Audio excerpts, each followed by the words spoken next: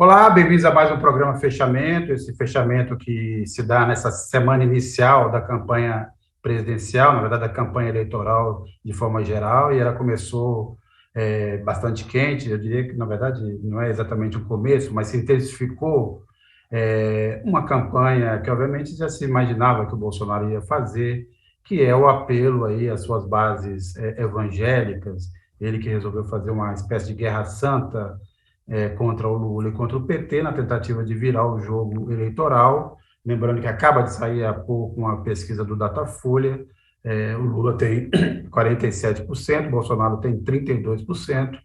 A diferença se reduziu, mas também não na quantidade, não na intensidade que o Bolsonaro esperava. Ainda uma diferença de 15 pontos. Neste momento, o Lula, em votos válidos, tem 51%, então ali na margem ainda venceria no primeiro turno, mas a campanha mal começou. E, na verdade, assim, voltando ao ponto inicial dessa questão da Guerra Santa, ela começou uns dias antes, quando a Michelle Bolsonaro lá apelou aos demônios, dizendo que o demônio habitava o Palácio do Planalto, na verdade, o Palácio da Alvorada, antes da chegada do Bolsonaro ao poder. E esse é o tema da nossa capa. O Cacá vai mostrar aí essa cruzada do Bolsonaro, essa guerra santa contra o Lula. A gente vai falar também aqui hoje, num próximo bloco, com a participação do Antônio Carlos de Almeida Castro, advogado Cacai. Falaremos aí também dessa troca de mensagens no WhatsApp aí dos empresários golpistas que preferem ter uma ditadura a ter o Lula de volta ao poder. Vamos falar também desse episódio de hoje do Bolsonaro, que foi chamado de Tchutchuca por um youtuber, e ali tentou tomar o celular do youtuber, quase saiu no braço com ele. Vamos falar também da posse do Alexandre de Moraes. Temos aí uma série de assuntos para tratar, mas eu queria que, antes de tudo, a gente visse justamente esse vídeo no qual a Michelle Bolsonaro nos informa que o Palácio, pelo menos o Palácio do Alvorada, a essa altura, está livre dos demônios. E aí a pergunta: será? Será? Mas vamos ver o vídeo da Michelle, por favor. Vamos continuar orando, intercedendo em todos os lugares. Sabe por quê, irmãos? Porque por muitos anos, por muito tempo, aquele lugar foi um lugar consagrado a demônios. Consagrados a demônios. Cozinha consagrada a demônios. Planalto consagrado a demônios. E hoje, consagrado ao Senhor Jesus. Consagrado ao Senhor Jesus. Ali, eu sempre falo e falo para ele, quando eu entro na sala dele e olho para aquela cadeira, eu falo: essa cadeira é do presidente maior, é o rei que governa essa nação.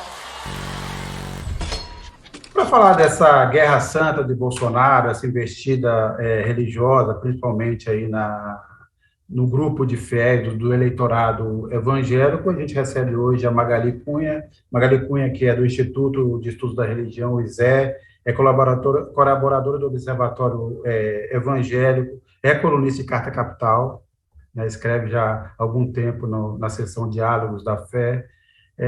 Magali, boa noite, bem-vindo, obrigado por aceitar o nosso convite. Obrigada, é um prazer dialogar com vocês por esse tema tão quente que a gente tem agora diante de nós nesse processo eleitoral, né? É isso mesmo. E eu divido esse programa hoje com a Mariana Serafini. Mariana. Boa noite. E com o Maurício Tuzou. Maurício. Boa noite, Sérgio. Boa noite, Magali, Mariana, pessoal. Magali, bem, como eu disse aqui, há algum tempo você colabora com o site da Carta Capital, escrevendo nessa seção Diálogos da Fé, que é uma tentativa ali de reunir colaboradores, articulistas, e que tem uma visão a partir de uma determinada religião, que tem uma visão universal, uma visão laica, de certo ponto, ou que pelo menos analisa o mundo de uma forma assim, um tanto quanto mais aberta. E a gente também já conversou várias vezes, e você sempre ressalta que há um certo preconceito com o voto evangélico, porque, na verdade, quando você olha o comportamento do voto evangélico, ele não se destoa, não é muito diferente do voto de outras religiões, ou seja, depende da classe social, do gênero, da região do país, isso distribui dessa forma. Eu sei que você sempre ressaltou isso, mas o que eu queria perguntar é o seguinte: o que a gente tem visto de uns tempos para cá, na verdade, é um voto um pouco mais consolidado para uma vertente, quando você pensa nesse grupo de eleitores evangélicos, e aparentemente uma influência maior das lideranças religiosas, quer dizer, o eleitorado evangélico está refletindo mais uma visão dessas lideranças, ou das posições dessa liderança. Mudou esse cenário em relação ao que você sempre ressaltou em relação ao comportamento eleitoral dos evangélicos? Bom, em relação ao que eu sempre ressaltei, não. Eu continuo dizendo que nós temos aí um grupo que é muito heterogêneo, muito diverso, não dá para a gente colocar evangélicos no mesmo pacote. A pessoa, quando vota, você mesmo disse na sua pergunta, ela é evangélica, mas ela é também mulher, ela também é trabalhadora, são jovens, são pessoas de periferias, Brasil afora. Esse é o perfil médio dos evangélicos e que tem uma interferência muito grande na decisão. Então, nesse ponto, é importante sempre a gente olhar esse grupo como um grupo heterogêneo.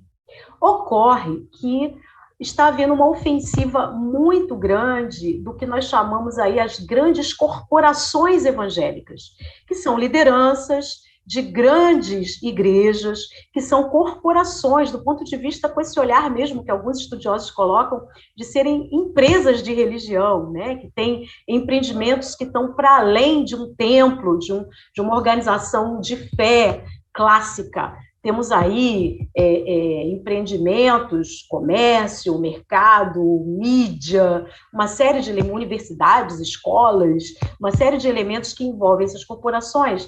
E essas lideranças estão aliançadas fortemente com o atual governo. Isso já vem de 2018 e se deu durante os anos de governo e estão aí empenhadas na reeleição.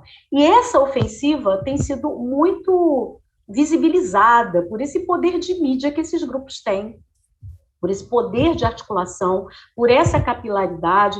Então, é uma diferença, sim, que nós observamos nessas eleições, de que o eleitorado evangélico se torna cada vez mais articulado por conta do poder que une essas corporações com o governo, que tem todo aí o aparato do governo para articular essa campanha.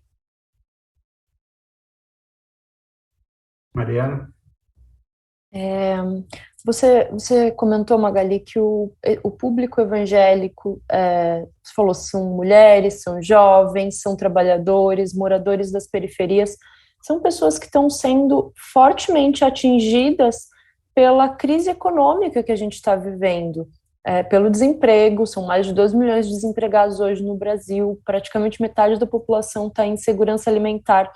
E essas corporações evangélicas, elas têm interesse numa agenda econômica que vai justamente contra a solução desses problemas.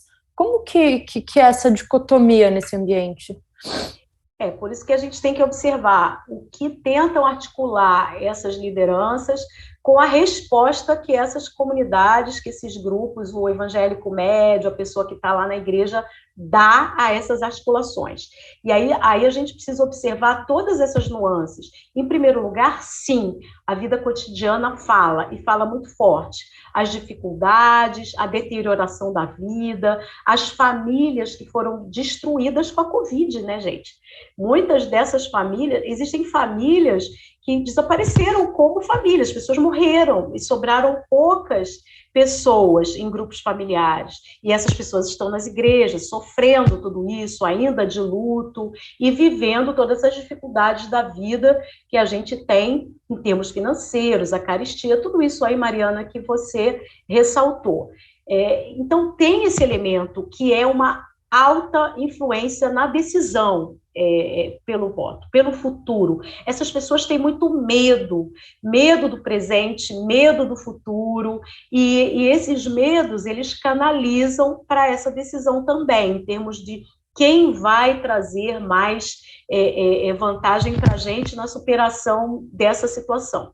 Agora, o que esses grupos articulados com o governo Bolsonaro fazem é trabalhar um imaginário, aí é que a gente tem que olhar as outras nuances, que está atuando junto com essa questão da realidade da vida. Então, tem um imaginário que passa pela proteção da família, que passa por ameaças a esta família, que vem aí dos movimentos LGBT, muito voltados para a questão da moralidade sexual, as feministas chamadas de abortistas, e tudo isso, toda essa carga que vem com muita força, com muita propaganda ideológica desde antes de 2018 e durante todos esses anos de governo, 3 anos e meio. É um governo que não apresentou propostas, ele não tem feitos para apresentar, então teve que trabalhar o tempo todo no emocional para manter apoios, né?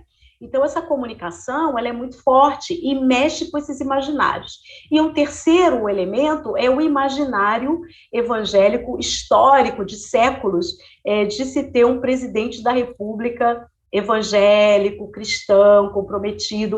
E essa imagem de Bolsonaro sempre foi trabalhada, mas ela não é lá muito confiável. Então, a figura de Michele Bolsonaro entra aí para fortalecer essa imagem que Bolsonaro não conseguiu consolidar muito. Então, a figura delas entrou este ano, tanto é que esse crescimento entre os evangélicos, porque tinha caído muito durante os 3 anos, principalmente na pandemia, e ele aparece nas pesquisas justamente de fevereiro para cá, quando ela entra discursando, entra com uma outra imagem, a figura estética de uma mulher pentecostal. Enfim, tem vários elementos aí para a gente observar e que respondem. Eu não respondi para você com sim ou com não, eu mostrei os meandros que a gente tem que observar e para a gente ver como é complexa essa realidade que a gente tem que observar.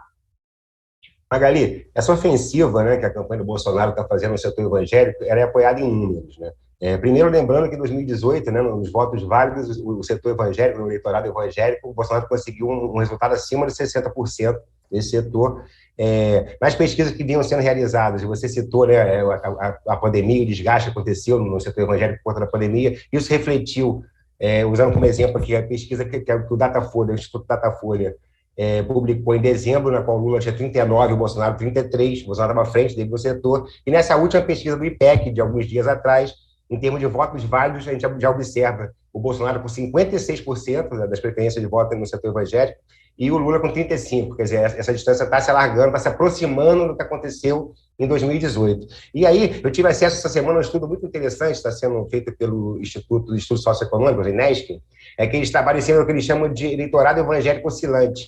Seria aquele evangélico não tão radical, não tão ultraconservador, que estaria desiludido com o Bolsonaro e disposto a votar no Lula, mas agora eles detectam realmente um movimento de refluxo. Esse evangélico oscilante estaria o Pedro voltando novamente para o Bolsonaro. E conversando com algumas lideranças, ouvi críticas sobre a falta de canal de interlocução da esquerda, da candidatura do Lula, do setor progressista com esse setor para poder reverter isso. Eu queria que você falasse um pouco sobre isso. Existe essa dificuldade de interlocução? E, no caso aí, a gente é melhor para a esquerda entrar na arena e discutir, mesmo tendo a questão da pauta de costumes e outras coisas, que é o terreno, digamos assim, propenso aos pastores, ou melhor se retirar dessa discussão e deixar essa campanha de demonização correr solta, como está acontecendo?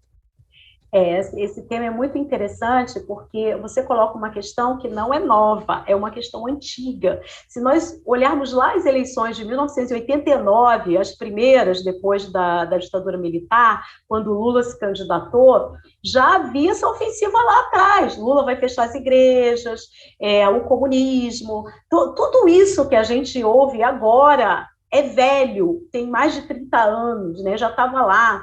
Então, em 2002, quando o Lula foi eleito, ele teve que enfrentar essas situações, todas estavam lá. Então, em primeiro lugar, não é novo, é uma coisa velha, e já se deveria ter criado nas esquerdas uma estratégia, um discurso, um processo de comunicação, e, acima de tudo isso, de compreensão dessa realidade. Quer dizer, este é um grupo, o grupo dos evangélicos, é um eleitorado que representa 30% da população. É um eleitorado significativo. Ocorre que muita gente ainda olha para a religião do Brasil pensando que o Brasil é católico. O Brasil não é mais católico há muito tempo. Os anos 2000 já mostram essa virada.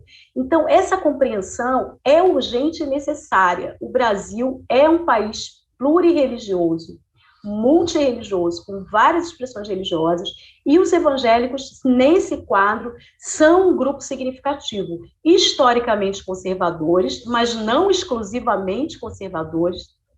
Dentro dos evangélicos, há lideranças, há grupos que são progressistas, que estão dispostos a somar, a conversar. Ocorre que não se encontrou, ao longo de todas essas décadas, um canal de diálogo. Tentou-se, durante o governo Lula, houve essa aproximação. Tanto é que tivemos aí com Dilma ministros ligados ao mundo evangélico, né? O governo Lula, Dilma se aproximou, mas se aproximou da Igreja Universal do Reino de Deus, se aproximou de uma parcela do chamado neopentecostalismo, não olhando com a abrangência necessária que deveria olhar. Então, eu diria que nesses dias que temos pela frente, cerca de 40 dias aí no processo eleitoral, ainda há tempo de corrigir esses rumos e não tentar competir com o Bolsonaro. Como você perguntou, não adianta competir e tentar pintar uma imagem de Lula como pessoa religiosa, tentar ficar frequentando igrejas e cultos para competir com a mesma estratégia. Isso não deve ser uma prática. O que deve ser uma prática? Olhar para esses imaginários, olhar para esses medos, olhar para as expectativas e trabalhar discursos em cima dessa realidade, da realidade cotidiana, porque isso fala muito forte. A religião tem que ser levada em conta, mas com o respeito devido e a atenção ao eleitorado como cidadãos que têm uma vida comum, que não são só pessoas religiosas, né? Então, isso é um elemento muito importante a ser observado. Agora, Magali, passar por alguns dos nossos web espectadores. O Jaime Filho fez uma pergunta, mas, na verdade, eu acho, Jaime, que a pergunta que o Maurício fez, acho que contempla a sua pergunta, que ia na mesma linha. O Ricardo Costa, eu já fui 23 anos da Universal, e lá dentro todos são alienados para votar em quem eles mandam. O Tadeu Cota, indústria da fé é próspera no meio bolsonarista.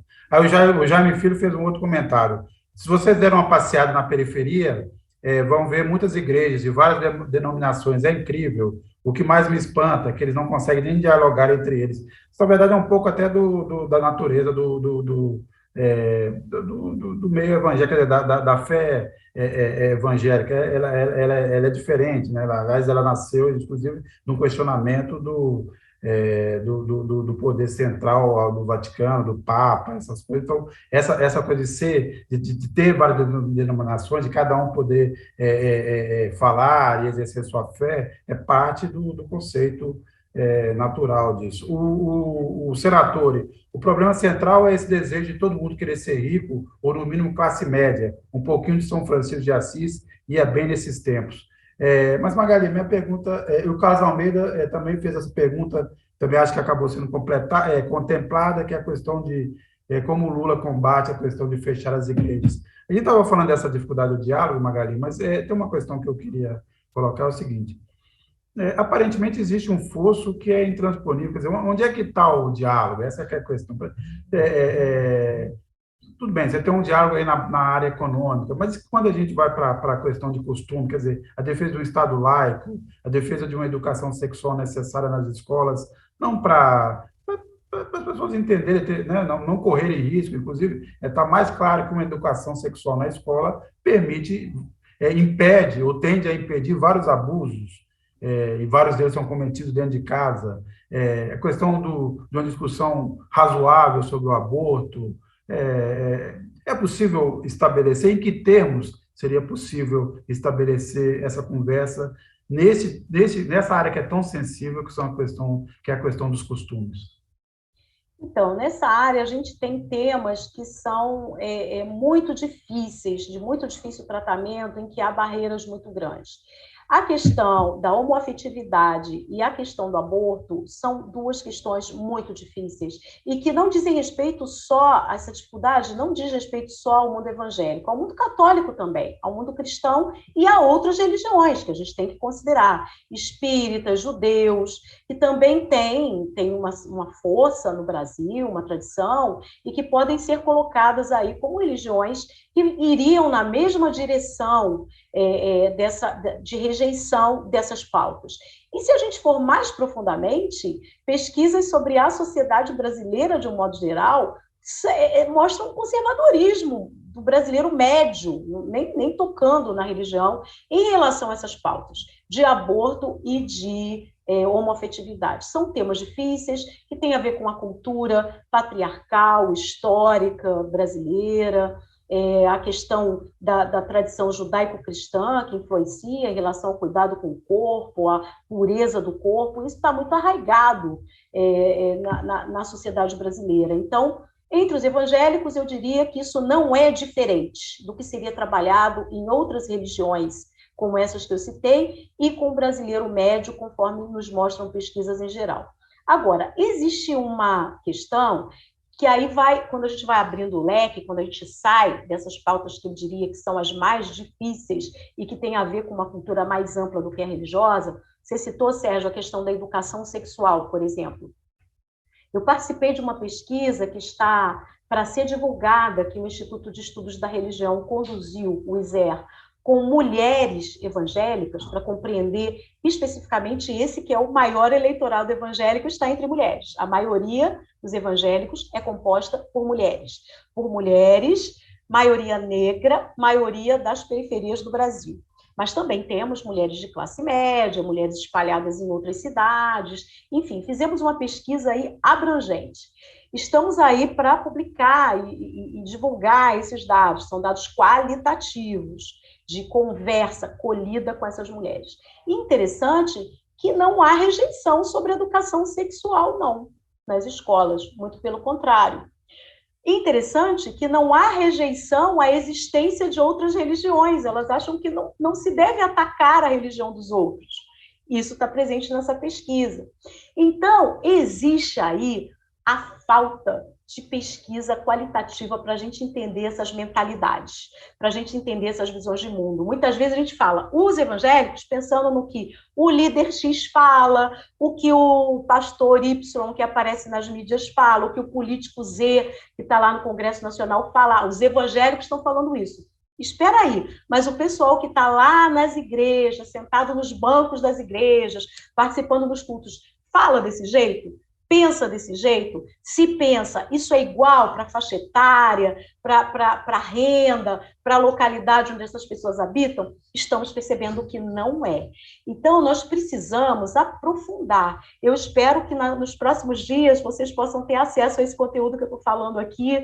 Ele vai ser compartilhado, a gente espera publicar e colocar isso na mão das pessoas e na mão das campanhas aí, para se fazer alguma coisa com isso. Mas é muito importante que a gente perceba que não há essa homogeneidade de pensamento, que no cotidiano as pessoas convivem e as pessoas vão aprendendo no cotidiano aquilo que é a necessidade que elas vivem. Agora, é fato, repito, que temas como aborto e homoafetividade serão temas sempre difíceis de tratar, e não exclusivamente com evangélicos. Nesse momento de crise que a gente vive, você mesmo disse, a coisa é muito complexa entre os evangélicos, e a sensação que se tem é que a igreja ocupa um espaço que o Estado deveria ocupar, dá a perspectiva que hoje as pessoas não têm. Trata-se um pouco disso também, e aí acaba confundindo com a questão da fé, obviamente. Exatamente. Isso é uma coisa interessante, que é um legado que as igrejas evangélicas têm para o Brasil, que é atuar onde o Estado deixa de atuar. A ação social evangélica, ela é muito intensa, desde o século XIX no Brasil. Muita gente não sabe que a Cruz Vermelha entrou no Brasil por evangélicos, né? Por exemplo, muita gente não sabe que escolas paroquiais ensinaram muita gente a ler e escrever no tempo que o analfabetismo era enorme em espaços evangélicos. Quer dizer, a ação social é uma característica das igrejas evangélicas histórica. E, de fato, isso ocorre na minimação das mazelas dessas periferias onde esses grupos mais estão presentes, né? Essa capilaridade dessa presença em toda a parte do Brasil, em lugares onde a Igreja Católica nunca chegou, e lá estão os evangélicos, existe sim esse elemento. Então, isso é importante da gente observar. Agora, eu posso adiantar para vocês que na pesquisa qualitativa que a gente fez com mulheres, as mulheres dizem que o Estado devia estar fazendo essas coisas. As mulheres evangélicas valorizam o Estado como aquele que tem o dever de cuidar dos habitantes do país. Isso é uma coisa interessante que a gente espera divulgar nessa pesquisa também, que vai na contramão, que se choca com todo esse papo de Estado mínimo, de empreendedorismo, que você tem que se virar, as pessoas querem ter os seus direitos garantidos e cuidados, né? E eu acho que a pandemia ajudou muito a refletir sobre isso, as mazelas da pandemia e o papel do Estado nesse cuidado. Eu acho que ajudou nessa reflexão também. É muito interessante isso que você está falando, Magali. A gente já está ansioso já para poder ver esse estudo, porque realmente é preciso desmistificar, né?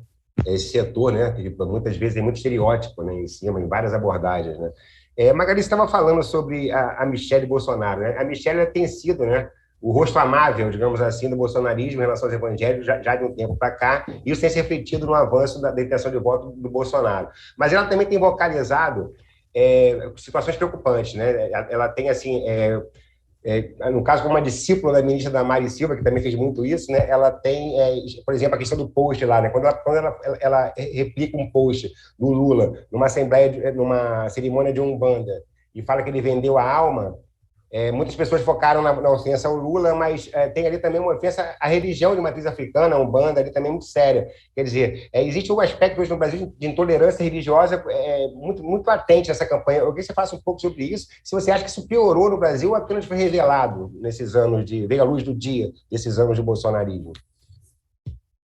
As duas coisas. Piorou em termos de muita gente se sentir estimulada e credenciada a ser intolerante, porque quando a intolerância parte de pessoas públicas, especialmente de lideranças do país, muita gente se sente à vontade para revelar sua intolerância e praticá-la, né? Então, a gente tem, sim, essa intensificação.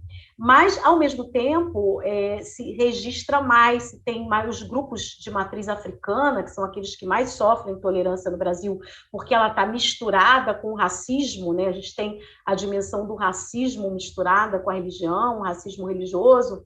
Esses grupos têm tornado mais pública a necessidade da liberdade religiosa, da superação da intolerância. Então, ao mesmo tempo que há uma piora, sim, há uma intensificação, nós temos os grupos de matriz africana verbalizando, colocando suas pautas, indo para as ruas, nas marchas contra a intolerância. Então, isso é uma coisa histórica no Brasil. Mas nós estamos num momento em que as lideranças estimulam, lideranças políticas, vocês se lembram, vocês que estão aqui nessa sala e nas pessoas que nos assistem, que em 2013 sentou-se na cadeira da presidência da Comissão de Direitos Humanos e Minorias da Câmara, deputado federal Marco Feliciano, que tinha postagens que ele fazia naquela época, e vejam, né, sentando numa cadeira de direitos humanos, mas ele fazia postagens dizendo que as pessoas negras eram do demônio, eram pessoas amaldiçoadas, que existia uma explicação na Bíblia,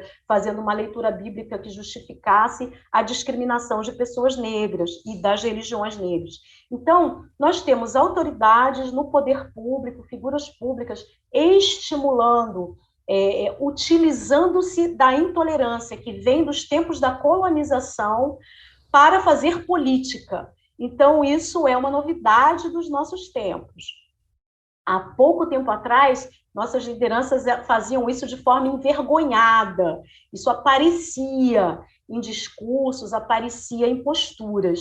Mas hoje no Brasil não há pudor, não há vergonha. A intolerância é explicitamente utilizada em campanha política, em campanha eleitoral, como está sendo feito agora na verdade, o que Michele Bolsonaro compartilhou foi uma postagem da vereadora de São Paulo, do republicano Sonaira Fernandes, que é uma intensa propagadora de desinformação, de fake news. Ela é uma das pessoas monitoradas no nosso projeto de checagem de conteúdo falso em espaços religiosos, e foi da Sonaira Fernandes que partiu o que Michele Bolsonaro compartilhou e o discurso que ela fez na Igreja Batista em Belo Horizonte, a Igreja da Lagoinha, dizendo, então, que o Palácio do Planalto estava sendo purificado do mal que lá estava em Brasília quando eles tomaram posse, né? Então, Michele, então, personifica essa dimensão da liderança política que está ampla e farta e gratuitamente promovendo intolerância religiosa com o intuito eleitoral.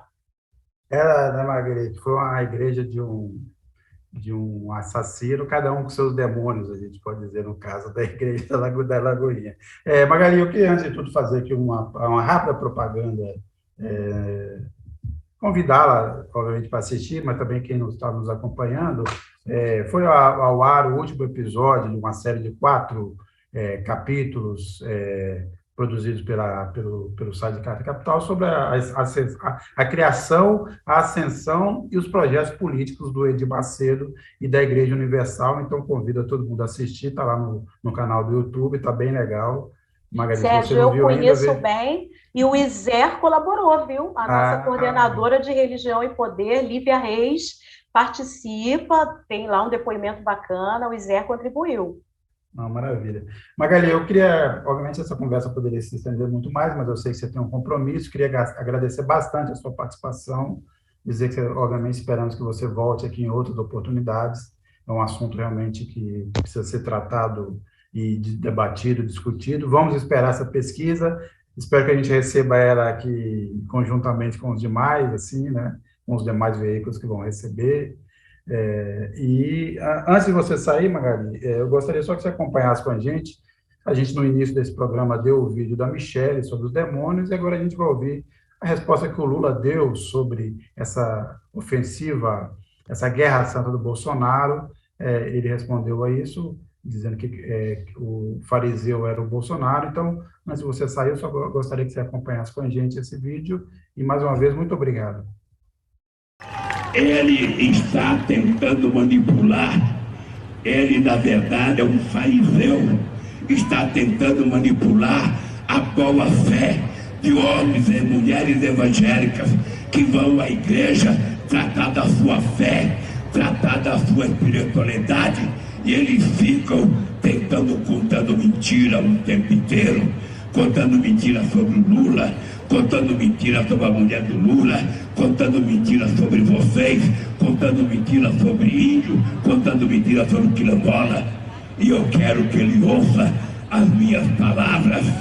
Não haverá mentira e nem fake news que mantenha você governando esse país nacional. Os trabalhadores e trabalhadoras da Volkswagen querem dizer a você, presidente fajuto, quer dizer a você, presidente genocida, que a gente não quer um governo que distribua armas, a gente quer um governo que distribua livros. Você não derramou uma única lágrima por 680 mil pessoas que morreram do Covid. Você nunca se preocupou em saber quantas crianças estão órfãs, porque você foi negacionista, você não acreditou na ciência, você não acreditou na medicina, você acreditou na sua mentira, porque se tem alguém que é possuído pelo demônio, é esse Bolsonaro. Uma revelação do site Metrópolis mostrou aí, vamos dizer assim, a tendência, a ânsia, a fúria golpista e um grupo de empresários ligados ao Bolsonaro. Alguns são já velhos conhecidos, entre eles o Luciano Hang, o velho da Van, tem também o Afrânio Barreira, do grupo Coco Bambu, o José Isaac Pérez, do grupo Multiplan, o José Cury, do Barra World Shopping, o Ivan Rubble, da construtora W3, e o Marco Aurélio Raimundo, também conhecido como Morongo, da marca Mormai. Esses empresários participam do grupo chamado Empresários e Política, onde lá proferem suas opiniões, suas análises, suas ideias para o Brasil, né? A reportagem do Metrópolis mostrou isso. O José Cury, por exemplo, disse lá: prefiro o golpe do que a volta do PT, 1 milhão de vezes. E com certeza ninguém vai deixar de fazer negócio com o Brasil, como fazem com várias ditaduras pelo mundo. O Morongo: golpe foi soltar o presidiário, golpe ao Supremo agir fora da Constituição, golpe a velha mídia só falar merda. E aí você teve declarações variadas, apoio, análise, e no fim, quando flagrados pelos repórteres, chamados à explicação pelos repórteres, eles também se comportaram como um bom bolsonarista, ou seja, fugiram da raia quando a coisa esquentou. Então, depois disseram lá que não é bem assim, talvez seja, não seja, são ideias abertas, são metáforas, e assim se deu esse episódio. Para a gente conversar um pouco sobre isso, saber, por exemplo, se há consequências legais a respeito, como lidar com uma situação como essa, a gente recebe aqui o advogado Cacai, vulgo Antônio Carlos de Almeida Castro. Cacai, obrigado, boa noite por mais uma vez nos atender, bem-vindo. Bem, boa noite, Mariana, boa noite, Sérgio, Maurício, alegria enorme estar aqui de novo com vocês, é sempre muito bom poder discutir de forma tão qualificada como vocês fazem. Olha, é evidente que isso tem que dar consequência, né? Nós temos, se fosse dentro de uma normalidade, isso teria que ser investigado pela primeira instância, pela Procuradoria e pela Polícia Federal de primeira instância, porque, na verdade, o que ocorre aí é a possibilidade de ter uma infração grave a essa nova lei do Estado Democrático de Direito. Porém, seria normal fazer uma representação e uma investigação de primeira instância. Neste caso, Sérgio, porém, eu entendo que o Supremo mesmo poderá analisar. Nós estamos vivendo um momento muito delicado. Eu hoje falei com o deputado Paulo Teixeira, que hoje mesmo entrou com a representação, me disse que estava entrando, junto ao Supremo Tribunal Federal. Por quê? Vocês se lembram que lá em 2014, no momento de muita instabilidade, 2019, no momento de muita instabilidade, em que o Bolsonaro estava pressionando muito tanto o Congresso Nacional como o Poder Judiciário, com a tentativa de golpe, de quebra de institucionalidade, o Supremo Tribunal, em muito boa hora, eu estava no plenário no dia que o Toffoli abriu o inquérito para averiguar e para investigar essa tentativa de golpe, a tentativa de, na verdade, romper a institucionalidade, ofendendo não só os ministros do Supremo, mas a própria instituição do Poder Judiciário do Supremo.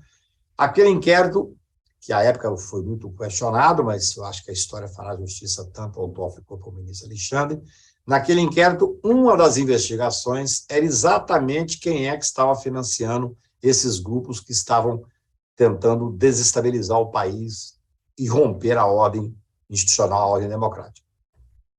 Esse caso aí, embora não tenha ninguém do grupo que eu tenha visto que tenha foro especial no Supremo Tribunal, eu acho que se enquadra exatamente, como eu falei para o Paulinho Teixeira, ele disse que ia fazer uma apresentação, deputado federal por São Paulo, exatamente naquilo que o Supremo Tribunal está investigando.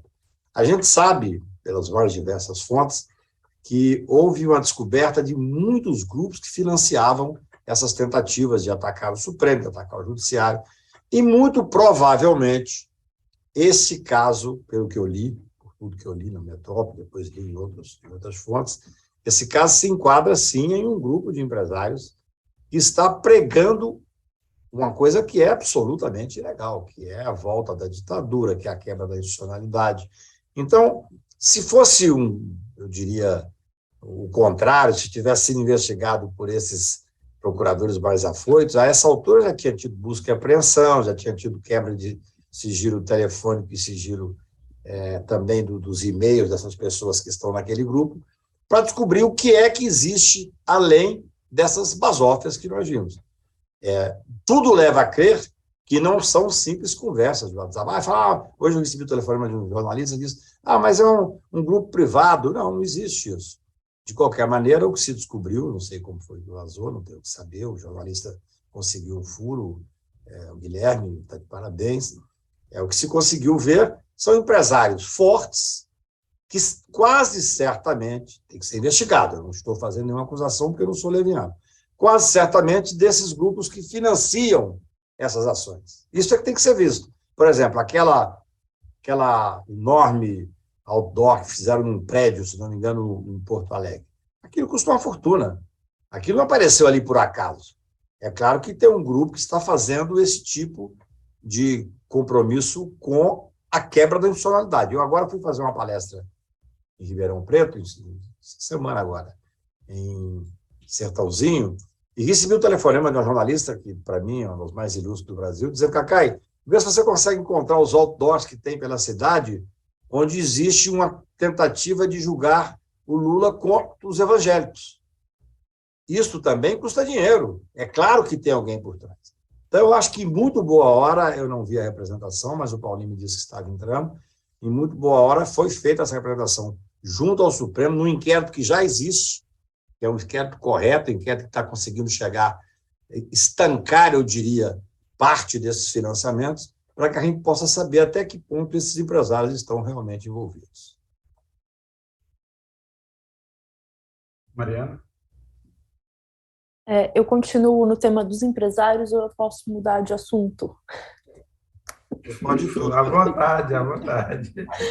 Não, porque a gente conversou hoje sobre o caso do vereador Renato em Curitiba e eu queria que o Cacai falasse um pouco sobre isso, porque foi um dos advogados do caso.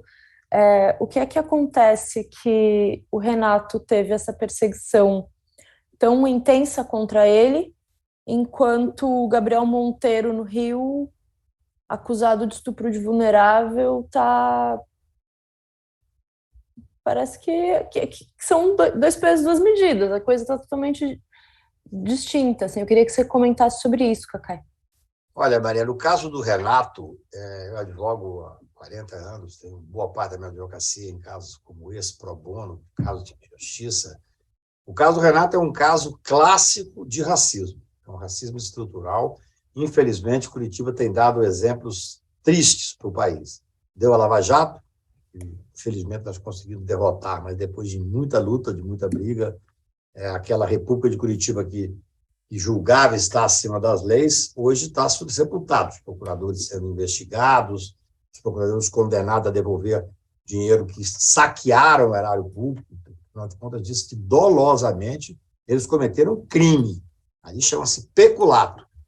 Então, nós destruímos eu digo nós, a sociedade brasileira, os advogados que fizeram essa luta, eu corri o Brasil inteiro durante 3, 4 anos para enfrentá-los, e nós conseguimos tirar parte desse tumor. Mas, infelizmente, o racismo estrutural em Curitiba é algo inacreditável.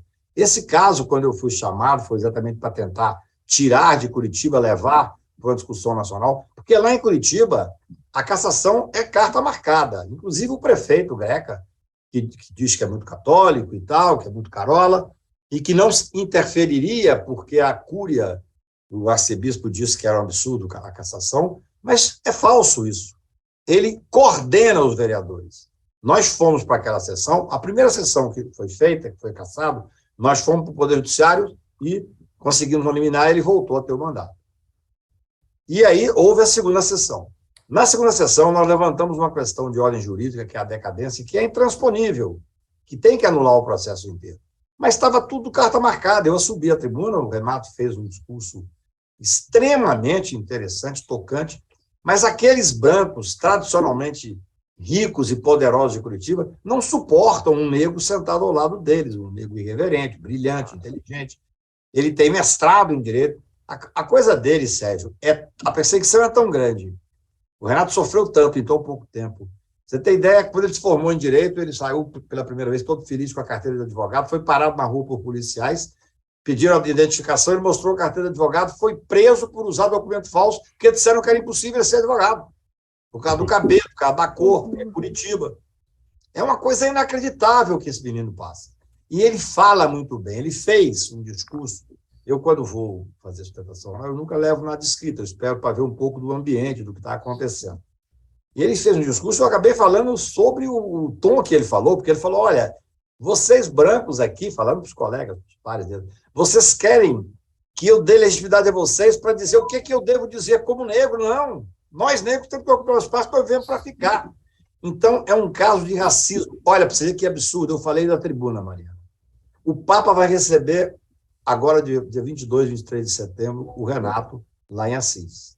Eu disse, olha, se vocês não caçarem o Renato, vai ser uma visita que não vai sair em pé de página, o Renato vai usar nas campanhas dele e tal. Se caçar, eu quero ir para Roma e para Assis com o Renato e fazer disso um caso mundial, um caso de racismo mundial. E vereadores absolutamente fracos, um deles foi provocar o Renato, dizendo aquela velha questão do racista. Eu não sou racista, não. Meu pai era negro. Sabe aquele chavão do racista? Ele ainda falou assim, inclusive, Renato, quando eu vi a sua avó parece com a minha avó. O Renato, nessa hora, saiu da sala, porque ele falou, eu não tenho vó, eu não conheci minha avó. Quer dizer, realmente foi uma sessão teratológica. Infelizmente, o PT não deu o apoio, o destaque que deveria ter dado. Ele é um vereador pelo PT, ele vai se candidatar a deputado estadual, porque conseguiu fazer a inscrição, mas eu acho que esse caso era um caso que devia ser levado, é importante que você esteja falando nisso, Mariana, porque nós temos que sair da cidade de Curitiba, porque, infelizmente, e olha que eu tenho amigos queridos em Curitiba, intelectuais de primeira linha, como a Carol Proner, e tantas outras que eu acho que eu respeito tanto ali. E, no entanto, o que houve foi um massacre. Hoje, nós terminamos de fazer uma ação anulatória, que vamos provavelmente dar entrada amanhã, porque existe um prazo que não foi cumprido, que eu acho que é imbatível. Nós temos um parecer do Pereirinha, que é um grande advogado de lá, e do Lênin Streck, que é um jurista reconhecido por todos, para tentar fazer o quê? Anular o processo. Anulando o processo, Maria, é claro que, em tese, eles poderiam reabrir, mas teria que ser do zero, porque essa anulação vai pegar o processo do início. O último que nós ganhamos apenas determinou que voltasse algumas sessões.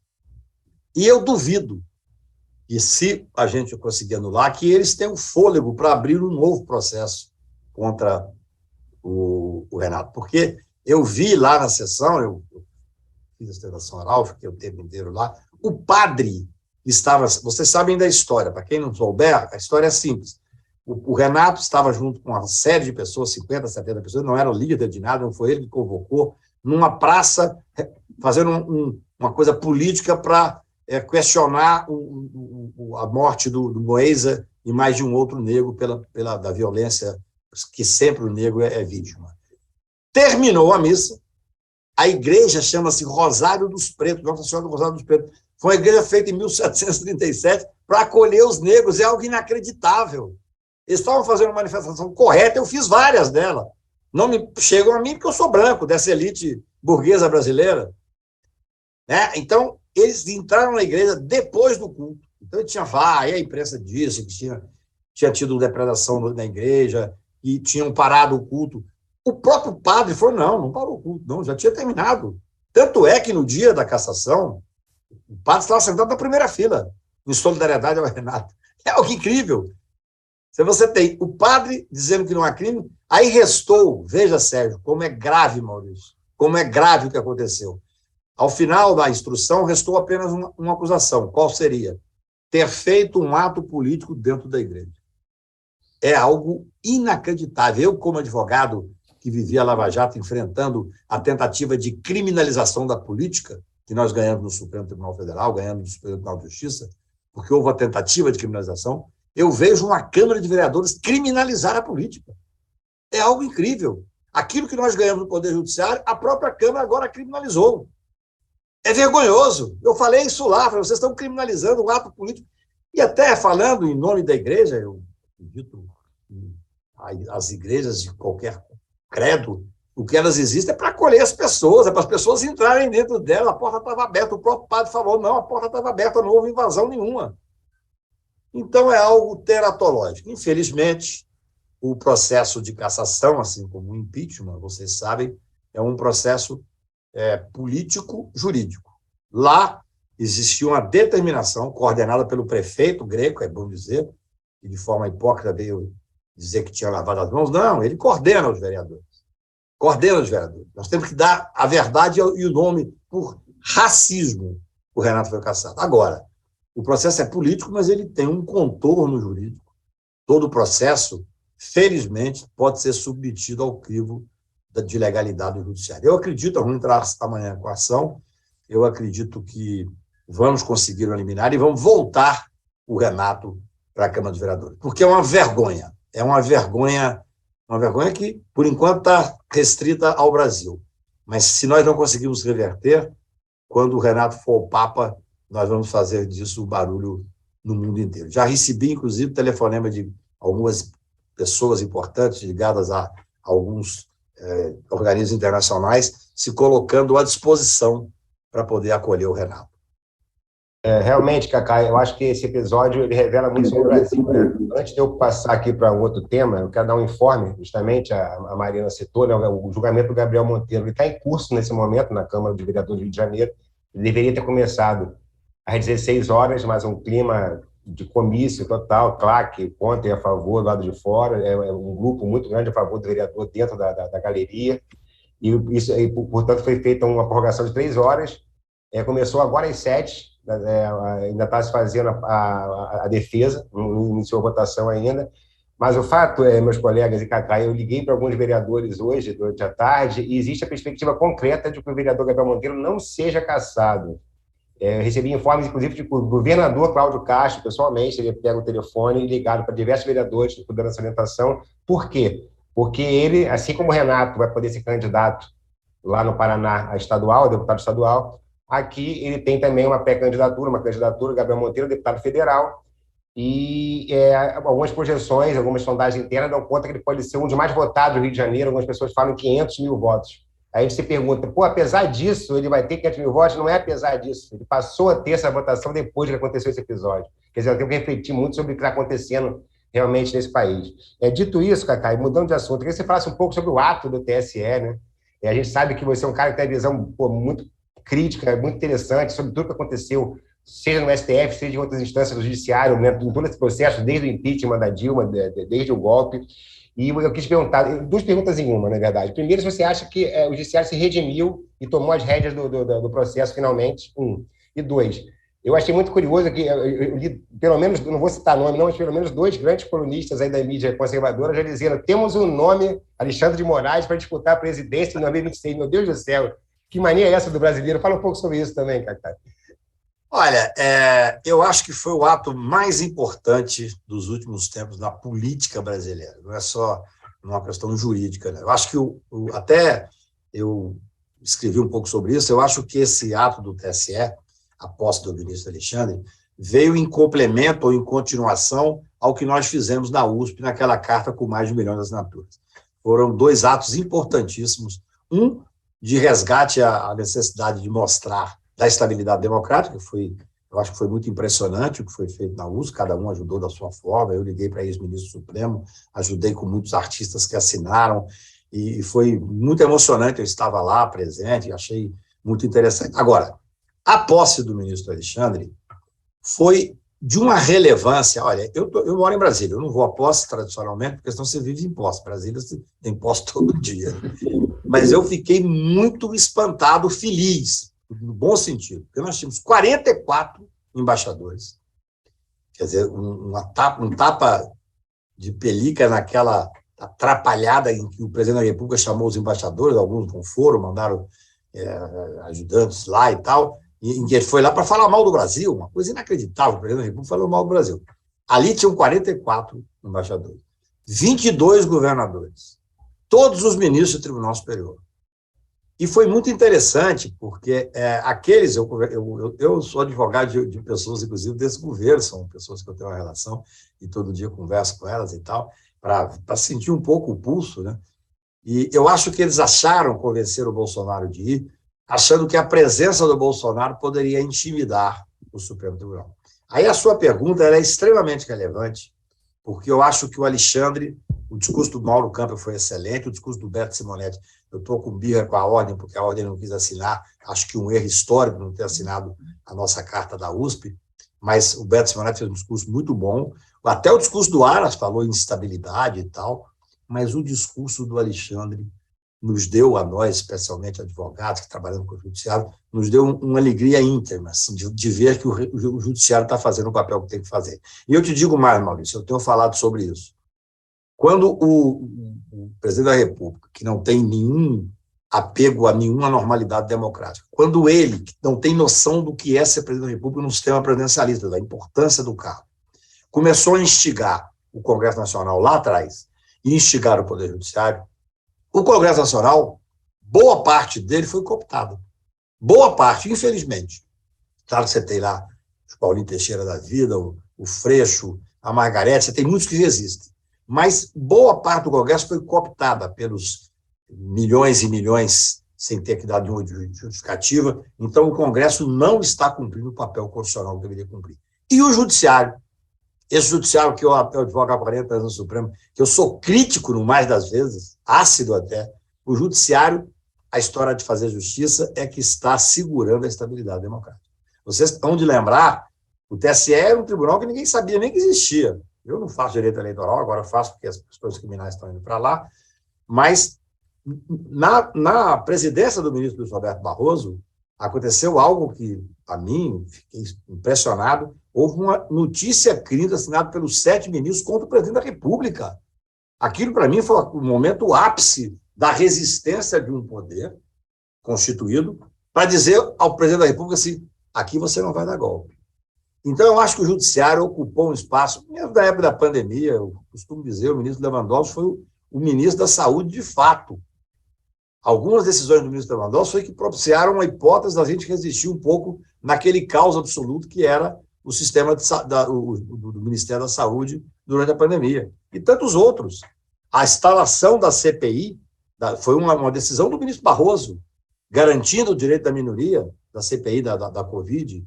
Então, eu penso que o judiciário está num momento, e de certa forma é ruim que seja assim, o ideal é que tivesse uma normalidade democrática dos 3 poderes, mas o judiciário ocupa um papel fundamental.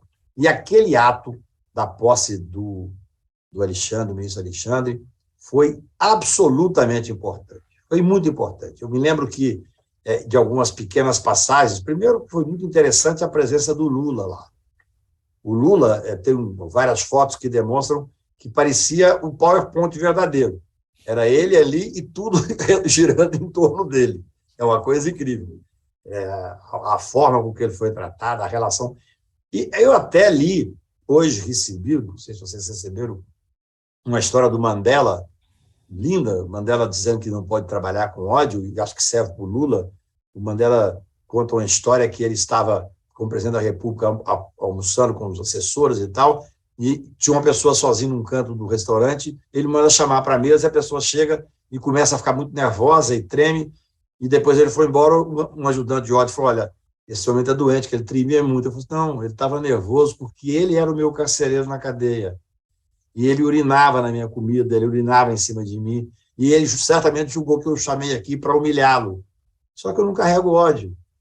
Então, um pouco que você viu do Lula ali naquela sessão, ali tinham vários ministros que não gostam dele, que o condenaram e que depois mantiveram a condenação. E o Lula leve, e o principal foi o recado claro, na frente do presidente da República, que o Alexandre disse, falou, não aceitaremos fake news. Você imagina, quando o Alexandre foi aplaudido de pé, nesse momento, só não levantaram 2 pessoas, praticamente. O filho do Carlos Bolsonaro, que estava lá, que ficou sentado, e outra pessoa que estava também acompanhando o presidente da República. Na verdade, foi uma afirmação da democracia. Foi um ato importantíssimo para a democracia. Agora, Cacá, aproveitando isso aqui, o João Aparecido Jorge Pereira, que nos assiste, diz: o Xandão chegou a defender o pleno emprego em seu discurso. O Lula deveria pedir para ele escrever o programa econômico do futuro governo. A Cris K. Que dia, lavou nossa alma, Lula e Dilma sentados na primeira fila e o inominável só ouvindo os discursos, humilhado. O Jaime Filho, veja como a história é. Se não me engano, o Alexandre de Moraes nasceu no mesmo dia do AI-5.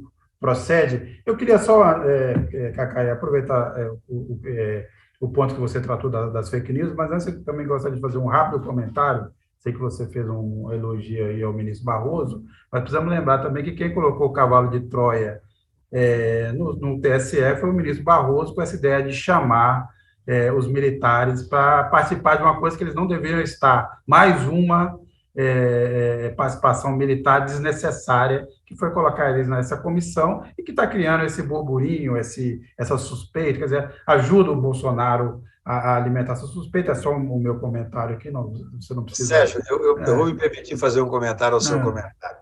Eu, até dia 2 de outubro, eu estou passando por cima de todos os detalhes negativos. Eu fiz uma discussão ontem e fiz um elogio a determinada ministra. Mas você tem que lembrar que ela foi que condenou o Lula. Eu falei, não, até dia 2 de outubro eu não vou lembrar, não, só vou lembrar as coisas que estão unindo a gente. Mas a pergunta, obviamente você tem essa postura, quer dizer, o discurso do Alexandre de Moraes foi muito contundente. Depois de tudo que aconteceu em 2018, a justiça, principalmente a justiça eleitoral, parece estar mais preocupada em não comer bola, vamos dizer assim, mas o fato é o seguinte, você acredita que existem os mecanismos para deter essa máquina de fake news e do tamanho do financiamento, que ninguém sabe mas que a gente imagina que deva ser colossal, como você ressaltou aqui, um outdoor custa caro, aquele negócio no prédio em Porto Alegre custa caro. A gente viu hoje um episódio, o primeiro episódio da tal deepfake, que foi essa recriação do Jornal Nacional. Quer dizer, há instrumentos para combater isso, vai ser possível combater isso, nós viveremos o que a gente assistiu em 2018. Eu não acredito que seja possível fazer um combate da forma que deveria ser feita, ampla, até porque, por exemplo, esse episódio do deepfake, que eu nunca tinha visto dessa forma, eu, quando vi aquilo, vi que era falso, mas eu vi que era falso pelo conteúdo, não pela forma, porque é perfeito, é algo inacreditável, né? O que eu acho que o Alexandre falou, o ministro Alexandre falou, e acho que falou bem, é que, em havendo investigação e em havendo possibilidade, vai haver punição. Isso é que é importante. Essa história de notícia falsa, no mundo de hoje, é quase impossível você ter o controle, até porque esse controle não é feito previamente, Mariana. Esse controle é feito posteriormente. Eu comentei uma vez aqui, eu acordei pela manhã, normalmente eu tenho 700, 800 mensagens, eu tinha 3.000 mensagens no meu telefone, eu fui ver, aí me disseram que esse tal Alan, que eu nunca tinha ouvido falar dele, tinha postado que a China e a Coreia do Norte tínhamos uma máquina para ouvir os ministros supremos. E, na mesma hora, os telefonemas para cima e tal, me ligou um jornalista muito conhecido do Brasil, falou, Cacai, você vai soltar uma nota? Então, eu falei, eu? E me compararam com 2 agências, potências nucleares, eu vou dormir de porta aberta, eu vou ficar calado, eu não vou dizer que é verdade, mas desmentir. A gente fama lá em Minas Gerais, fama de poderoso comedor valendo. Então, assim, é uma coisa inacreditável, e ainda hoje tem gente que acredita, é algo incrível. Depois eu vi isso sendo replicado várias vezes e tal. Então, não podemos ter a ilusão de que nós vamos conseguir chegar na origem de tudo isso. Mas o importante é, por exemplo, esses empresários, eles estão ligados ao financiamento de fake news? Tem que ser investigado. E é ótimo que tenha sido feita essa representação do Paulo Teixeira lá no Supremo, porque o Supremo tem as condições de investigar. O mais importante, Sérgio, na minha visão, é saber que pode haver punição. Porque, na verdade, eu que sou advogado criminal, a gente sabe que não é o tamanho da pena que inibe crime, é a certeza da hipótese de punição. Então, assim, o Supremo está passando da hora de começar a punir algumas pessoas e alguns empresários que financiam essa instabilidade.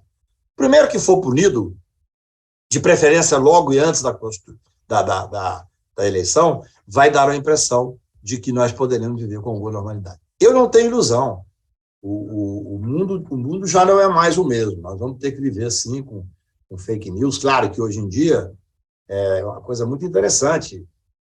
Uma vez fizeram determinada brincadeira comigo de mau gosto, aí depois me ligou a Globo News, falou, liga agora que vai passar você. O que era? Era um programa da Globo News em que desmentia, dizia, isso é fake. É um programa legal, um programa, eu diria assim, educativo, que todas as televisões, os blogs deveriam fazer. Agora, o mais importante, não tenhamos ilusão, vai continuar, especialmente esse grupo bolsonarista, eles vieram de uma sarjeta, é um submundo, eles lidam com o submundo. Mas o importante é que a gente denuncie e que o Poder Judiciário possa punir. Se o Poder Judiciário... Não, diga. Se o Poder Judiciário, se esse inquérito, eu acho que, repito, a história fará justiça ao Toffoli e ao ministro Alexandre. Se esse inquérito conseguir punir alguns empresários responsáveis pelo financiamento, terá sido um grande avanço. Mariana, só desculpa, eu vou deixar que você faça a pergunta na sequência, obviamente. Deixar não, né?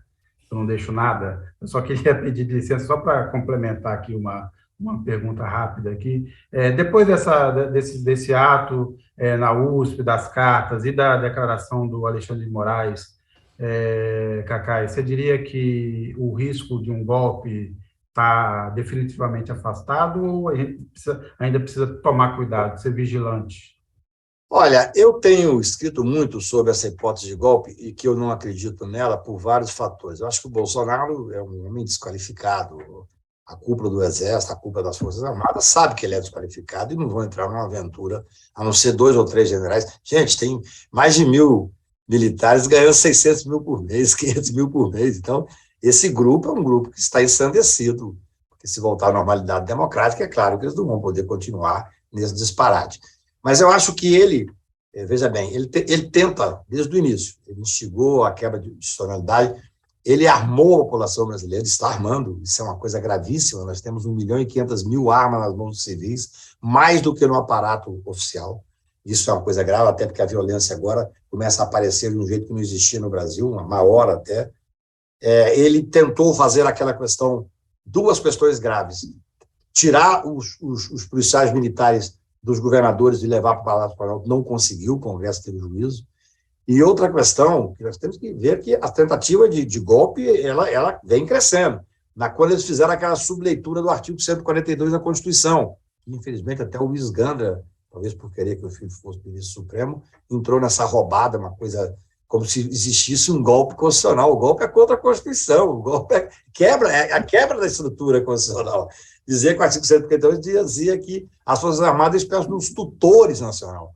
Então, ele tenta de todos os lados, entendeu? Ele tenta, mas ele não tem, no meu ponto de vista, sequer credibilidade. Eu converso com muitas pessoas, eu gosto muito de ouvir pessoas que assumiram, foram ministro da Defesa, que são meus amigos, que estão dentro de cargos importantes dentro do Exército.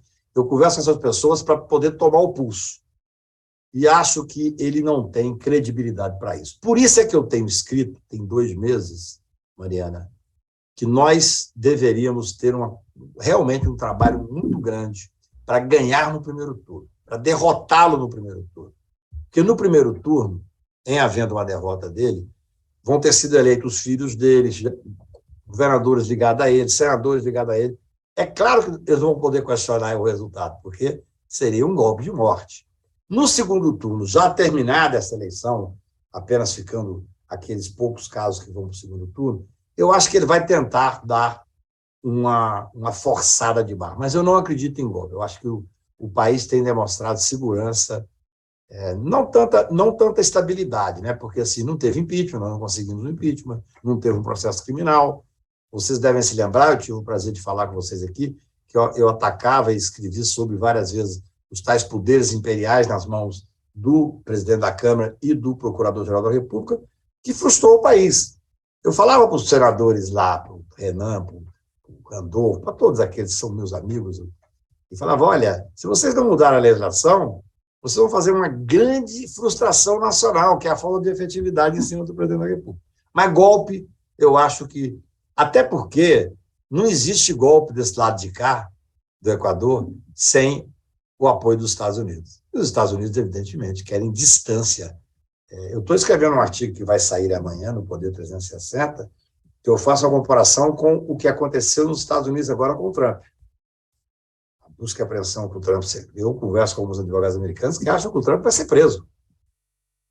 Olha só como é grave isso. Então, eu penso que tudo isso é um reflexo do que acontece também no Brasil.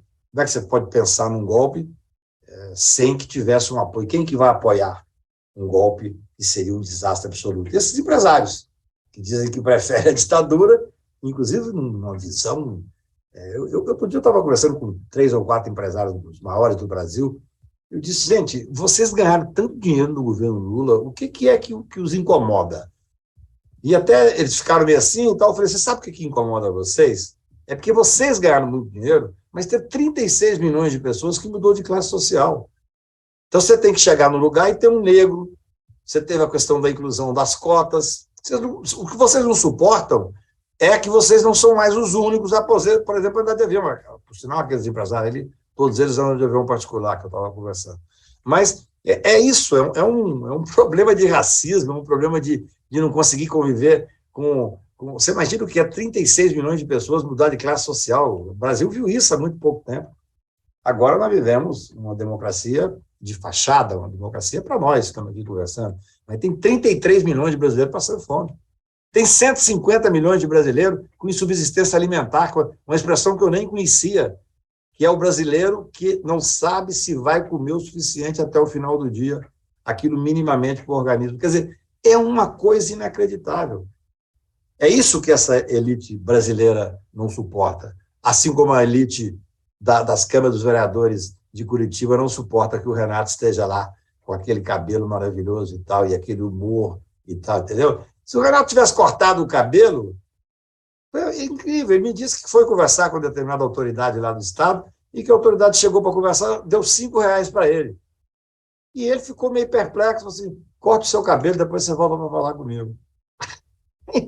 Que país é esse, meu Deus? É uma coisa inacreditável, entendeu? Na esteira do que o Sérgio perguntou, eu ia até fazer o trocadilho. Será que com TSE, com USP, com tudo, a gente consegue defender a nossa democracia depois de tanto trabalho que o Bolsonaro teve para esgarçar o tecido social, né? Mas se a gente conseguir defender a democracia, conseguir defender o país de um golpe, o que é que a gente faz com o bolsonarismo que vai ficar? Com esse racismo que agora, não que não existisse, mas que está se sentindo confortável para se expressar da forma que tem se expressado contra o Renato. No bloco anterior a gente estava falando sobre a intolerância religiosa. Então, como é que a gente vai lidar com isso que o Bolsonaro fez voltar à superfície nesses últimos 4 anos? É isso. Talvez seja o mais grave. Hoje eu almocei com um senador, com pessoas ligadas aí à campanha do Lula e tal, conversando um pouco sobre o Brasil. Claro que o mais importante é eleger o Lula e, se preferência, no primeiro turno. Mas é muito importante que a gente faça um congresso que tenha noção do que nós vamos passar. O Ulisses Guimarães tinha uma frase, eu gostava muito do Ulisses, eu fui dono do Piantela, para mim o maior restaurante que o mundo já teve, não é só do Brasil, não. Ele tinha sempre lá a mesinha dele, tomava o porre, né? Era ótimo. A gente tinha um slogan no Piantela que era aqui, situação e oposição sentam na mesma mesa. Terminava a sessão, ia para lá, genuíno, conversar com o Delfim Neto, era uma coisa fantástica aquilo ali. Mas o Ulisses tinha uma frase que falava assim, você está achando esse congresso ruim? Espera o próximo, você vai ver que esse não é tão ruim. Eu acho que dessa vez, Mariana, nós temos uma chance de que essa frase não seja verdadeira, porque nas últimas eleições nós tivemos a não política entrando. Não se elegeu os Zemas da vida, o Witzel, essas pessoas estranhas que hoje, você é governador de Minas Gerais, eu sou mineiro, eu fico impressionado com isso. Então, eu acho que é muito importante que a gente faça um congresso que tenha responsabilidade e dimensão do problema que vamos passar. Porque nós temos 30 milhões de bolsonaristas. É algo incrível. Outro dia eu estava fazendo uma live com um jornalista que há anos me pede fazer uma live, eu achei meio estranho, mas ele pegou um amigo certo para me pedir, eu fui fazer. Aí, depois de 30 minutos de live, ele começou a defender o Bolsonaro. Eu falei, mas você é bolsonarista? Isso. Então, você é favorável à tortura, você trata a sua mulher da forma que ele trata as mulheres. E outra coisa, acabou a live, desliguei o aparelho, saí. Saí. Então, assim, nós vivemos um mundo extremamente complicado. Eu já tenho 6 meses, 7 meses, que eu falo, olha, eu não quero convivência com o bolsonarismo, sair de alguns grupos de WhatsApp, porque eu não consigo entender como uma pessoa que tenha uma formação mínima razoável de humanismo, não precisa ser um cara, não estou falando de esquerda e direita, não, estou falando de civilização e barbárie, continua votando no Bolsonaro. Hoje ele agrediu uma pessoa, ele xingou o outro, ele foi para cima do jornalista que fez uma pergunta para ele. A forma com que ele trata... Veja bem, tem uma coisa que eu acho que estava escondida no brasileiro e que se revelou com o Bolsonaro, que é o mais difícil de enfrentar. É aquela pessoa que você acha que... Não, é uma pessoa que você conviveu nos últimos tempos, que tem cultura, que você trocou ideia sobre livro, que você trocou ideia sobre filme, e que, de repente, é bolsonarista. E quando você faz as perguntas óbvias, a sua pergunta é irrespondível, porque nós não sabemos o que vai acontecer. Se fosse assim, o que eu queria... Eu preguei no início que nós não podíamos ter impeachment, depois que ele começou a fazer crimes de responsabilidade em série, eu achava que nós tínhamos que fazer o impeachment e caçar o direito político dele, porque ele fez crime de responsabilidade como um serial killer. Por quê? Porque aí você talvez tivesse tirado um pouco essa força que ele tem, porque ele tem um poder de juntar aquilo que existe de pior no mundo, a escória do mundo. E o mundo tem uma escória muito grande. Na verdade, esse mau cheiro que você sente ao ver os bolsonaristas se agrupando e falando de tortura e pregando a ditadura, nós é que acreditávamos que o país era um país bom, que o brasileiro era um povo cordial. Eu nunca acreditei. Eu só não imaginava porque as eram tantas. É o que o Nelson Rodrigues fala, nós vamos perder porque os idiotas são muitos. Não é pela competência dele. Então, nós temos que ter a noção que é preciso eleger, votar com seriedade para eleger deputados federais, senadores, nas cidades, vereadores, que sejam pessoas que façam o enfrentamento, porque vão ser anos muito difíceis. Muito difíceis. Não tem nenhuma esperança de acabar com o bolsonarismo, porque o bolsonarismo é uma praga. Não tem muito... Só que a diferença, do meu ponto de vista, é que muita gente, Sérgio, eu já falei sobre isso, escrevi sobre isso várias vezes, muita gente acha assim, não, mas o governo Bolsonaro não tem nenhuma estrutura, é um governo que não... Não, eles têm estratégia. Eles querem acabar com a cultura dolosamente, eles querem acabar com a educação dolosamente, eles colocam lá um paspalhão para ser ministro. Nós tivemos, acho até que saiu, o presidente da Fundação Palmares, um negro que tinha vergonha de ser negro. Olha, isso não é por acaso. Essa Damares é uma coisa inacreditável, a responsabilidade dessa senhora que fala coisas completamente sem sentido. Hoje ela disse, não estou mentindo, eu vou provar. Ela falou uma série de absurdos, pediram ela para provar, disse que vai juntar provas. Então, nós vivemos um mundo que tem um pouco de escatologia que nós vamos ter que enfrentar. Não vamos ganhar, eu acho que um ano em que o Brasil voltar a ter uma respeitabilidade... Olha, eu vou muito para o exterior, eu tenho um compromisso na França, tenho compromisso em Portugal, especialmente, fui fazer uma palestra na Espanha agora. É incrível como mudaram a forma de tratar o brasileiro. As pessoas tratavam a gente com respeito, com carinho, com uma certa inveja até, porque o Brasil tinha aquela aura de um país muito bonito, muito interessante e tal. Hoje as pessoas têm perplexidade. Desde o cara que trabalha no restaurante, que me conhece, até o cara da biblioteca, até o cara da universidade. Todos, a perplexidade. Tem uma certa vergonha. O Brasil passou a ser um país que dá uma dor. E isso não vai ser fácil de mudar, não. Então, vamos ter que ganhar, instituir de novo uma política de respeito ao cidadão. E não é pouca coisa, não. Quando eu estava em Lisboa no final do ano, o Lula foi receber um prêmio lá na Sciences Po em Paris, e me chamaram, eu fui. Foi um dos discursos mais bonitos que eu já vi, quando ele fala, olha, em 2014 o Brasil saiu do mapa da fome e tinha respeitabilidade mundial. Hoje nós temos 33 milhões de pessoas passando fome e o Brasil passou a ser motivo de chacota. E ainda assim, um ex-presidiário que não é ex-presidente da República foi recebido no Élysée, em Paris, com 11 chefes de Estado. Esse é que falta. Nós temos que, antes de tudo, tirar o Bolsonaro do poder. Cacá, e você citou há pouco a possibilidade de prisão do Donald Trump lá nos Estados Unidos, né? Que seria realmente uma coisa, um fato de relevância mundial.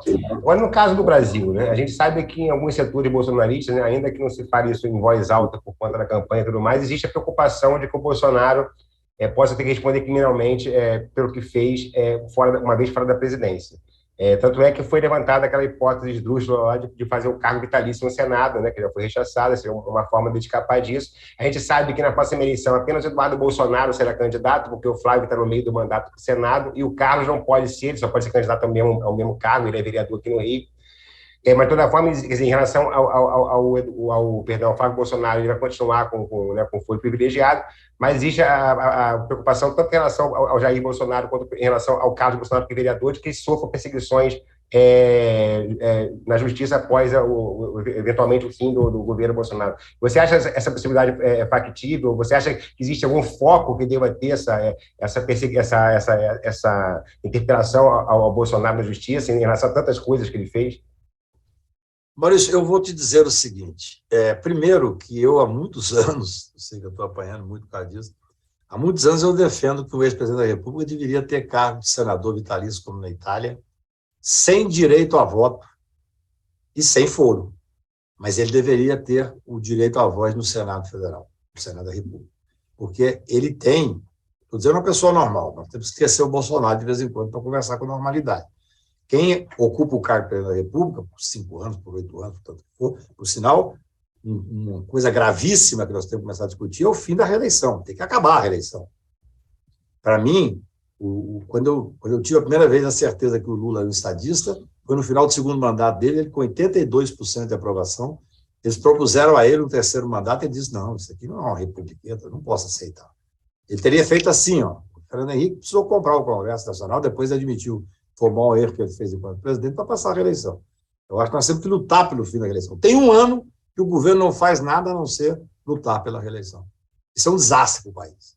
Eu acho que tem que ser um mandato de 5 anos, vai ser uma outra conversa, mas eu acho que é importante. Agora, eu entendo, eu conheço, eu já advoguei para 4 presidentes da República, para mais de 80 governadores, inúmeros senadores e tal.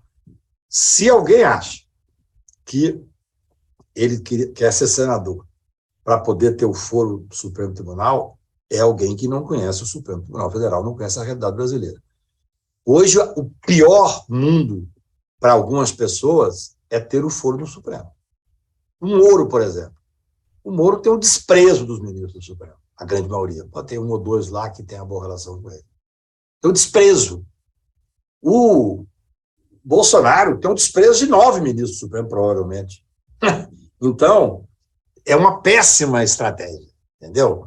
O que ocorre é que o presidente da República, por determinação constitucional, só responde por aquilo que ele faz no cargo, não responde por questões anteriores. E nós temos essa figura constitucional absolutamente absurda dos poderes imperiais do Procurador-Geral da República. O Procurador-Geral da República, ele é o dominus litis, só ele pode denunciar o presidente da República. Essa é a grande força do Bolsonaro.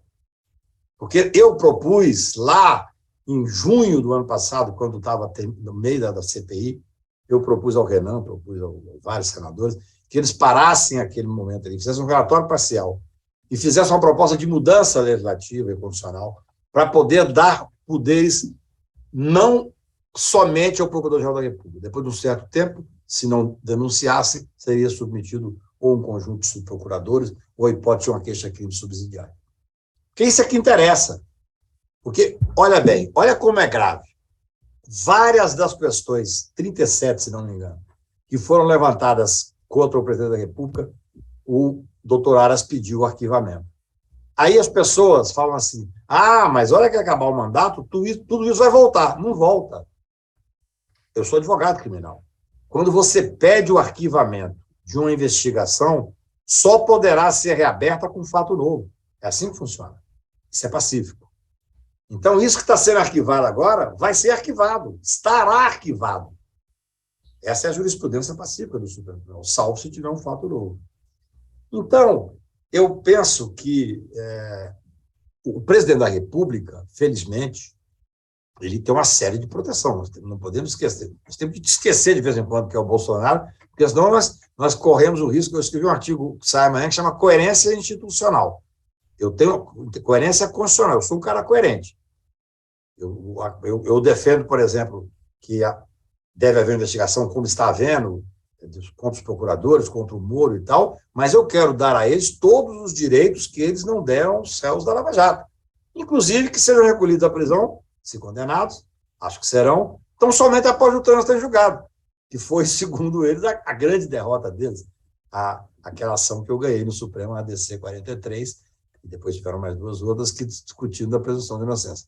Então, essa história de que o foro beneficia, sabe por que beneficia? Se ele estiver na presidência da República, e se o país passar pelos mesmos problemas que nós passamos, muda a Polícia Federal, aí sim, impede que haja uma investigação mais aprofundada. Eu nunca vi isso. É raro você imaginar um conjunto de fatores como aconteceu. O Brasil foi saqueado institucionalmente. Não é fácil você ter assim, tantas investigações foram paralisadas porque não é no judiciário só, não. É na Procuradoria, através de grupos que o apoiavam à época dentro da Polícia Federal. Hoje já mudou. Você viu que outra Polícia Federal propôs o indiciamento do presidente da República. Claro que você pode até dizer, isso é um pouco de cheiro de poder, né? Quando você vê a hipótese do outro grupo ter o poder, você começa a se acomodar também. Mas eu não acho que as questões se dão muito... A questão do foro, eu sou contra o foro de prerrogativa, eu ganhei minha vida profissional muito com ele, porque é a norma constitucional. Eu trabalho em Brasília, por isso eu advoguei para 80 governadores, para o STJ até aqui, para 4 presidentes da República e tal. Então, só que isso mudou muito. Os crimes do mandato anterior não são mais julgados pelo Supremo Tribunal. Não existe uma continuidade da prerrogativa. Esses crimes, vamos que acontecesse um desastre do Bolsonaro ganhar novamente. Terminar no mandato e ele assumir no outro mandato, aqueles anteriores não serão julgados no Supremo. Só que, aí é uma cláusula, é um artigo da Constituição, o presidente da República só responde por atos feitos no mandato. Todos os outros atos anteriores terão que ficar para depois do mandato. Eu acho que... eu sou muito criticado quando eu falo que a ideia do senador vitalício é bom, porque nós temos que pensar, o Lula seria senador, a Dilma seria senadora, entendeu? Quer dizer, e a contribuição que essas pessoas, claro, eles estão pensando agora para dar uma proteção para eles. Isso é ruim. Nós precisamos parar de ter uma legislação em cima dos fatos que estão acontecendo no momento quente. O Brasil é assim, tem um sequestro. Aí, na sexta-feira, na segunda-feira tem 3 projetos de lei para aumentar a pena para sequestrador. É uma coisa incrível, quer dizer. Não há uma racionalidade na discussão, né? Então, eu acho que esse povo vai sofrer muito mais do que hoje. Veremos. Cacai, agradeço bastante mais uma vez a sua participação, como sempre brilhante, como sempre iluminadora, né? Como de costume, pela longa experiência. Obviamente, me despeço aqui de você, volte sempre, a casa é sua, como se diz aqui. Obrigado. Mas antes de sair, só acompanhe aí a gente falou bastante aqui da posse do Alexandre de Moraes, vamos ver só um dos trechos que ele falou sobre as urnas eletrônicas. E aí depois a gente se vai. Mas, Cacai, até a próxima. Um abraço. Obrigado, Mariana. Obrigado, Maurício. Tchau, Sérgio. Obrigado a vocês. Somos 156.454.011 eleitores aptos a votar. Somos uma das maiores democracias do mundo em termos de voto popular, estando entre as 4 maiores democracias do mundo. Mas somos a única democracia do mundo que apura e divulga os resultados eleitorais no mesmo dia, com agilidade segurança, competência e transparência. Isso é motivo de orgulho nacional.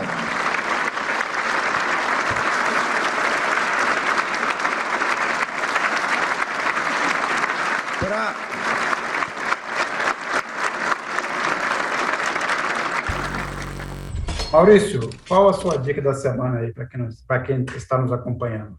A minha dica da semana, Sérgio, na verdade é uma dica já para os próximos minutos. Eu mesmo estarei acompanhando o julgamento que está se desenrolando, né, do vereador Gabriel Monteiro, aqui no Rio de Janeiro. Lembrando, para quem não sabe, é um caso de quebra de decoro parlamentar baseado em algumas situações absurdas, né, que o vereador protagonizou, né, de humilhação de pessoas de rua, de sexo com menor de idade, de tentativa de coagir assessores, estavam começando a fazer as denúncias. A peça de acusação é uma coisa realmente incrível, mas apesar disso tudo, como eu estava dizendo mais cedo, ele pode não ser cassado porque tem um potencial político muito grande, né? Lembrando que a Câmara dos Vereadores do Rio de Janeiro só cassou uma pessoa até hoje na história. Essa pessoa é o doutor Jairim, porque matou uma criança, né, espancada. Quer dizer, precisou ser feito isso para poder ter uma cassação, né? Essa do Gabriel seria a segunda, mas a sociedade está atenta. A gente fez esse contraponto aí, né, com a questão do Renato lá em Curitiba, né, que foi uma questão, como o Cacai falou, de racismo, aí foi cassado, e aqui no Rio a gente vê uma situação oposta, uma situação realmente muito grave, de vários crimes continuados, que pode ser passado o plano por cima. Estamos atentos a isso já nas próximas horas e nos próximos dias, Sérgio. Beleza. Mariana?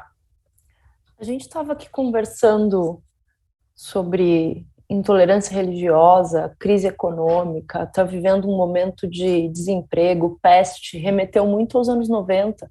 E aí eu lembrei de um disco bom dos anos 90, que é o Da Lama ao Caos, da Nação Zumbi, porque me veio na cabeça aquele verso do Chico Sainz: são demônios os que destroem o poder bravio da humanidade.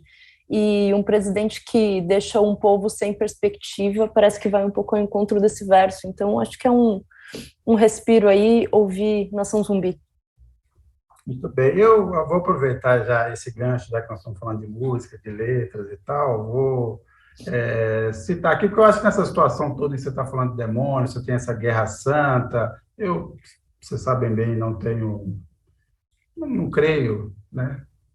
Não tenho nenhuma ligação com nenhuma religião, ando à solta, mas eu gosto muito daquela oração de São Jorge contra os inimigos, porque ela para mim traduz muito bem o que deveria ser um cristão. Não é que ele quer o fim dos inimigos, ele é mais ou menos como aquelas músicas do funk, ele quer só ver as invejosas ali se debatendo, né? Quer dizer, eu quero que os inimigos vejam a minha vantagem. Então, eu vou ler um pedaço aqui, porque nesse momento, o que eu diria a candidatos como Lula e outros que podem ser perseguidos?